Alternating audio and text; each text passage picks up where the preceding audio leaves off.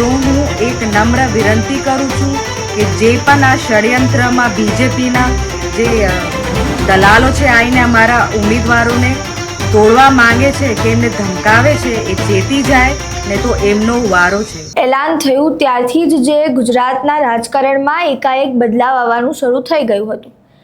ઉમેદવારની યાદી બહાર પડી, ઉમેદવાર ફોર્મ ભરવા ગયા, ફોર્મ ભરાઈ પણ ગયા અને એટલી જ ઝડપે ફોર્મ પરત ખેંચવાની જે પ્રક્રિયા હતી તે પણ શરૂ થઈ ગઈ. વિપક્ષ દ્વારા એવા આક્ષેપો લગાવવામાં આવ્યા કે ભારતીય જનતા પાર્ટી દ્વારા 700થી વધુ લોકોને ફોર્મ પાછા ખેંચવા માટે જબરજસ્તી કરવામાં આવી અને બિનહરીફ 700+ બેઠકો બીજેપીને મળી પણ ગઈ. ત્યારે સ્થાનિક સ્વરાજ્યની ચૂંટણી જ્યારે ખતમ થઈ, આમ આદમી પાર્ટીએ સ્થાનિક લેવલે ખૂબ જ સારું પ્રદર્શન કર્યું, સ્થાનિક લેવલે પોતાનો પગ પેસારો કર્યો.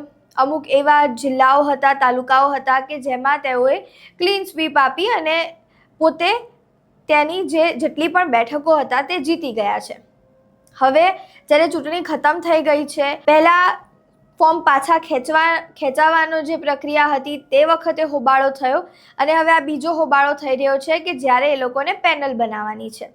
આમ આદમી પાર્ટીની છોટાઉદેપુર જે બેઠકો છે તેમાં આમ આદમી પાર્ટીના જે સભ્યો છે તે આવ્યા છે, ચૂંટાયા છે અને અત્યારે પેનલ બનાવવા માટે ડિસ્કશન ચાલી રહ્યું છે. તે વચ્ચે હવે આમ આદમી પાર્ટીના છોટાઉદેપુરના જે જિલ્લા અધ્યક્ષ છે રાધિકા રાઠવા, તેમના દ્વારા એવા આક્ષેપો લગાવવામાં આવી રહ્યા છે કે ભારતીય જનતા પાર્ટી દ્વારા પોલીસને કહીને દબાણ કરાવવામાં આવી રહ્યું છે સભ્યો પર કે તે લોકો પોતાનો જે જનાદેશ મળ્યો છે, જનતાએ તેમને ચૂઝ કર્યા છે, તેમને એક સીટ ઉપર બેસાડ્યા છે, તેને છોડીને તેઓ ભારતીય જનતા પાર્ટીમાં આવી જાય તેવા આક્ષેપો રાધિકા રાઠવા કરી રહ્યા છે.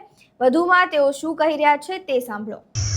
છોટાઉદેપુરમાં આમ આદમી પાર્ટીની જે બહુમતી આવી છે, કવાંટ તાલુકા અને છોટાઉદેપુર અને કદવાલ તાલુકામાં જે ટાઈ પડી છે અને 13 જિલ્લા પંચાયત જે આવી છે, અમારી આમ આદમી પાર્ટી એના કાર્યકર્તાએ ખૂબ લડત આપી.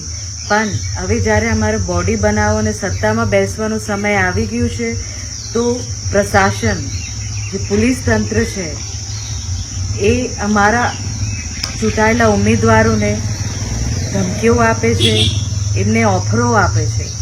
તો હું આટલું જાણવા માંગુ છું કે આ જે પોલીસ પ્રશાસન છે એમના નામો પણ મને ખબર છે કોણ કોણ આવેલા અમારા ચૂંટાયેલા સભ્યો પાસે.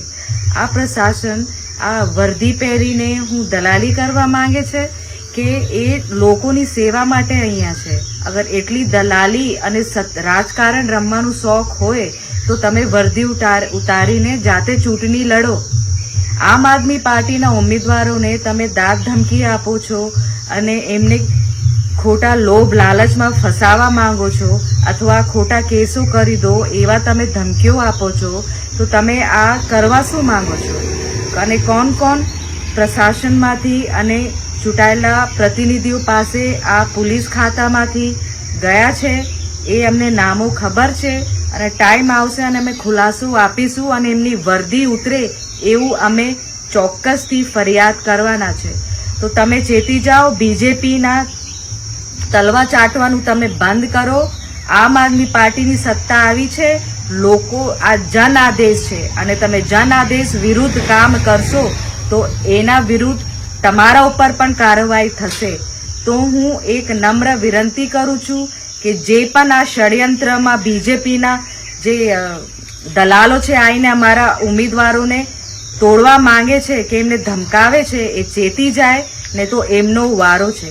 ખૂબ ખૂબ ધન્યવાદ. રાધિકા રાઠવા દ્વારા શું કહેવામાં આવ્યું તે તમે સાંભળ્યું. આવું પહેલાં પણ બની ચૂક્યું છે કે જ્યારે અમુક વિપક્ષના જે નેતાઓ છે તેમના દ્વારા ભારતીય જનતા પાર્ટી છે તેમના ઉપર આક્ષેપો લગાવવામાં આવ્યા છે.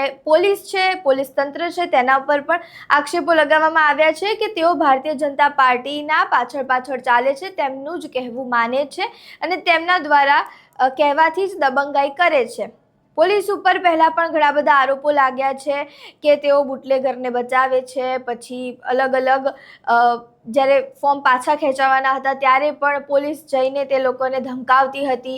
પોલીસ ઉપર ઘણા બધા આરોપો લાગ્યા. ફરીથી રાધિકા રાઠવાએ પોલીસ ઉપર જ આરોપ લગાવ્યા છે. ત્યારે હવે આ સમગ્ર બાબતે આમ આદમી પાર્ટી દ્વારા આગળ શું પગલાં લેવામાં આવે છે અને તંત્ર દ્વારા શું પગલાં લેવામાં આવે છે તે તો જોવું રહ્યું. તમારું આ સમગ્ર મામલે શું માનવું છે? તમારા મંતવ્યો અમને કમેન્ટ બોક્સમાં જરૂરથી જણાવજો. વિડીયો પસંદ આવ્યો હોય તો લાઇક, શેર, કમેન્ટ કરો અને મારી ચેનલને સબસ્ક્રાઇબ કરવાનું ભૂલતા નહીં. નમસ્કાર.